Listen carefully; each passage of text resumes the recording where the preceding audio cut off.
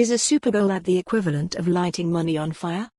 3 years ago, Sullivan and Ray Fisman claimed in the Harvard Business Review that a Super Bowl ad is the equivalent of lighting money on fire. Were they right? Well, it depends on how you measure your results. Digital marketers know that there are a ton of metrics out there, and they understand why you should use a different set of metrics as KPIs for a brand campaign than you would for a performance campaign.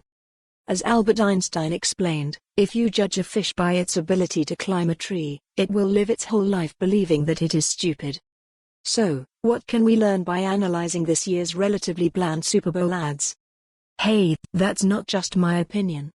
Senior editor Jeanine Poggi wrote in Ad Age. Once again, this year failed to produce very many commercial standouts. The desire to not provoke controversy and steer clear of anything divisive resulted in bland ads that utilized recycled material and quite literally borrowed from each other. It's hard to imagine that any brand wrote a creative brief that told their outside agency or in-house team to produce a bland ad. So, what were this year's group of Super Bowl advertisers trying to accomplish? Well, it appears that far too many of them were using vanity metrics to justify spending $5.6 million on a 30-second TV spot during a big game that reached less than 100 million people. Now, it won't help our cause to call these brands stupid for using the wrong metrics to judge a fish. But, maybe it's time to, politely, tell the vast majority of this year's Super Bowl advertisers how they can lift brand awareness, consideration, favorability, and purchase intent by redeploying $5.6 million to $41 million from their TV advertising budgets to their digital advertising budgets next year. The Super Bowl is the last hurrah for the Mad Men era.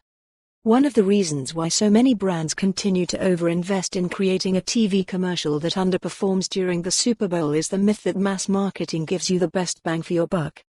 It doesn't.